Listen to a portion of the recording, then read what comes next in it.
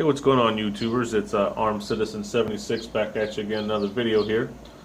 Today we're going to take a look at a scope that I picked up, and going to talk a little bit about some of the features that it's got, what I paid for it, where I got it, why I ultimately chose this scope, and what my plans are for it. First off, you can see that this is a Vortex Viper PST. It's a 6-24 by 50. It's one of their tactical lines, and I kind of did a lot of research on looking at scopes before I chose one. I am kind of new to the long-range shooting and using a scope. I mainly use holographs and red dots and reflex sights, and real familiar with those, and I have real fun out the range going out to 100 yards with those. On my handguns and on my rifles, I use just iron sights, and I have fun going out to up to about 100 yards with that. And I'm looking to get out to about 800 to 1,000 yards, and start having some fun doing some long-range shooting. So I did a lot of research, being new to a scope, and started looking around at some of the big names. And start off with saying this before I unbox this: if any of you guys are wanting to get right to the unboxing, it'll probably be a few minutes. I know some people are impatient, so you may want to fast forward past this part, because I will be discussing, why I chose the scope. And like I was saying, I was looking at some of the big name scope companies, and some of the price tags they had on their scopes, and just thought some of it was just kind of ridiculous to me, the prices they were asking for a scope. I guess being new to the scope market, that was new to me. It was kind of a shock. I only paid $715 for my rifle, which, if you've been following me along, you've seen my video. It's a Remington 700 AAC SD Tactical. It's chambered in 308 with the 1 in 10 twist, and that's what I plan on putting the scope on. So needless to say, after looking at scopes and what I paid for the rifle, I try to put my budget at $1,000 and not go over $1,000.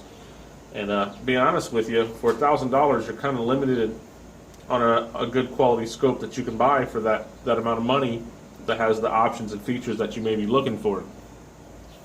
First off, I did look at Night Force and a lot of other different scopes. I do say Night Force because theirs is one of the high-end ones that I was looking at, and just decided not to go that route. So we wanted to stick around the $1,000 range. So these are the ones that I come up with. I was looking at a Leopold Mark IV. And theirs was actually running around, depending where I could find it, was around, say, $1,200 plus. And I just thought that was just a little bit out of our price range, but really kind of wanted to go with that scope just because of, I guess, the name, and for the money you were getting some good quality, but still felt that was kind of out of my price range. So that kind of knocked it right off the bat.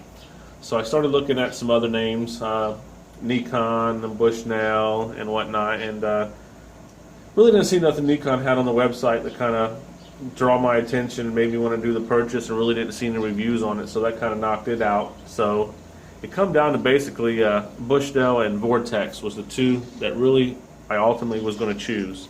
The Bushnell was their one of their tactical elite models, and it was also a 6-24-50, and it was right around the same price as the Vortex, so it was really a tough decision. Bushnell's been around for a very long time, and they've got a pretty decent reputation. Vortex has been around for a little while. They're up and coming new company. When I first started looking for some red dots for one of my builds, I started coming across the Vortex stuff a few years back, and really didn't know nothing about them or heard nothing about them, so I kind of always overlooked their red dots and passed them up. And then as I started doing more and more looking at reviews and Googling, which was the best scope between the two, and just talking to people online, you see more reviews and videos of the Vortex line than you do Bushnell. Not saying that they're any cheaper, because like I said, they're right at the same price. So, but I've just seen more out there on it, and it seemed to have more features that I wanted, and ultimately ended up choosing this optic over those. And I got a real good deal on this. I started searching around with the websites that I use, like Brownells and Midway, and Optics Planet, and some other ones, Liberty Optics and whatnot, and they were all the same price, $949. Nobody was different. They were all $949 for this. Went on eBay, and the cheapest one I seen was $899. and the dude just had one, and just felt kind of leery about ordering one from the guy's feedback that he had, so kind of decided not to go that route. So I got online and I got on Optics Planet after deciding I didn't want to go Brownells or Midway because I couldn't find a coupon, that I would ultimately just get it from probably Optics Planet. And I put it in my cart, and something came up, and I had to walk away from the computer, and when I finally got back to the computer, and they had sent me an email telling me if I would buy what was in my cart within the next so many hours, that I could use this 10% off coupon code. So I was like, wow, that's great, 10% off $9.49, you know, I'm gonna save almost $100. So I went ahead and pulled the trigger and ended up ultimately paying $8.55 for this, and we'll get to the unboxing right now. Excuse me. So I ended up getting it from Optics Planet with the 10% off coupon, which I see they are now still running. So you can save you about $100 on this by going to Optics Planet. I ended up paying $8.55, which I thought was a real good steal. And I probably could have used that 10% off even on the Bushnell and got it for the same price. But like I said, after doing the reviews on the two, this one seemed to get a little bit better reviews on overall. Some people try to say the Bushnell glass was just a little bit clearer, but this ultimately just seemed like to be the best one. And you know, inside the box you're going to get your an owner's manual and then a user's guide for it. I already kind of read through it and went over it. You're going to get a 4-inch sunshade that'll screw onto it. It comes with the battery. It comes with some zero stop shims, which that's one of the reasons why I chose this over the Bushnells. The Bushnell did not have the zero stop, which I'm sure if you really wanted to, you could probably make you some shims or something to do it, but this one's already set up that way. So you get the shims, the tool, battery, and you get like a little lapel pin there. Comes with this kind of cool sticker there, and the rest of your little literature in there. Like I said, a little cleaning cloth, and then so you've got your scope here. And I ordered from Optics Planet on Sunday, and I ended up receiving it on I believe it was Thursday. It comes with a set of covers on it, but I'll probably take those off and put some Butler Creeks on it or some Vortex. These I kind of like because they are see-through, so even with these on, you could kind of still look through your optic if you wanted to, but it comes with a set of those bikini caps, as I call them. Take those off. And it's got a real nice finish, real slick. It says Filipino glass. It does say, you know, made in the Philippines. But that's kind of it, and then I'll go over some of the features. This is a first focal plane here. With any of you guys that are new to optics like me, or you're doing some research and you're trying to figure out what you want and what you want to go with, this is a first focal plane. They do make a second focal plane, and with the first focal plane, what's going to happen is whenever you adjust the magnification on your scope, your reticle is going to increase or decrease with the magnification level. And kind of the advantage of that is that your subtensions that are used for ranging and holdovers and, you know, wind drift corrections, you know, they're going to be constant at all magnifications.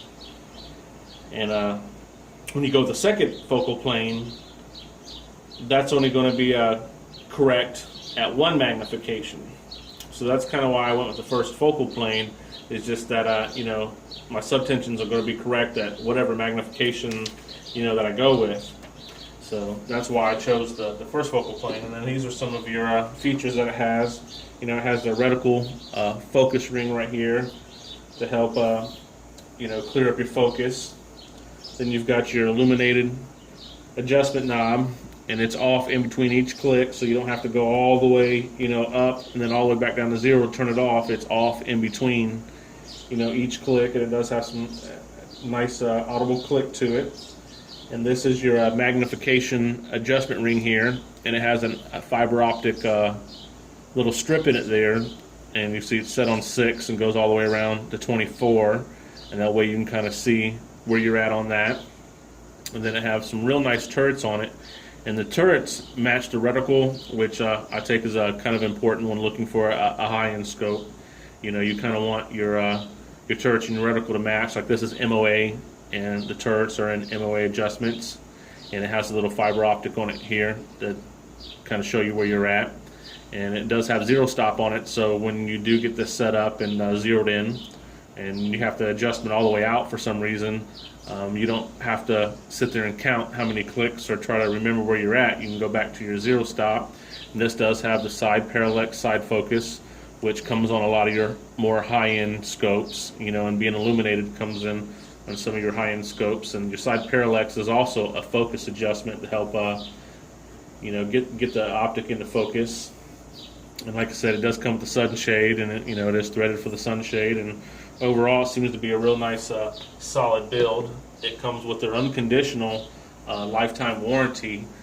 Basically, after reading it, from what I can gather and what I understand from reading it, it don't matter if you break the scope yourself. You know, I mean, you're not going to go like you're going to go outside and, you know, just beat it against something and break it, but for some reason, or whatever the reason may be, that you break or damage this scope, it will be replaced for lifetime.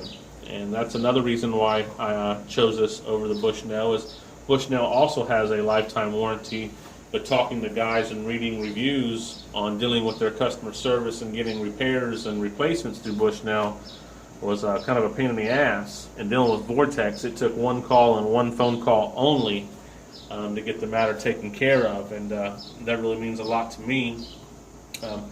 Kind of wish that it was made in America, but even a lot of your high-end scopes that are, you know, better than Vortex, they're also not made in America, so it's kind of, you know, what do you do? But my plan is to put it on my Remington 700, and then for some scope rings, I haven't quite made my mind up on that. I was going to go with some match sets, maybe set a Vortex match set with a LaRue base, or maybe a Badger Ordnance base with some Badger Ordnance rings. Haven't quite made my mind up on what I wanted to do as far as that go. Any of you guys that are use scopes and mounted scopes and can think of what is the better product out there, or what you've had experience with, or anything that you can comment, just put it on below, because like I said, I probably would go LaRue base 20 MOA with some Vortex rings, or I may go Badger base and Badger rings. I've also been looking at maybe going with like an EGW base and some Vortex rings. I'm not quite sure. Still doing research on that and saving up some money so I can get to that next step. And then I'm going to put a bipod on it, probably a Harrison, more than likely, but you know, I'm not really for sure. But that's kind of the look at it, guys. And like I said, if you guys are interested in getting in the long range, and this is your first time looking at this, getting a scope, and I haven't quite got to use this yet, it does seem like a real good quality scope. And if you're trying to stay, you know, under that $1,000 mark and get you a nice scope, I'm impressed with out of the box features of it and handling it and looking at it and looking through the glass. The glass looks very clear. Kind of glad I made this choice, and I may switch over to Vortex on some of my other projects that I got coming up that I need to put optics on, and give them a shot, you know. And like I said, till next time, guys, comment, like, share, subscribe. Later, guys.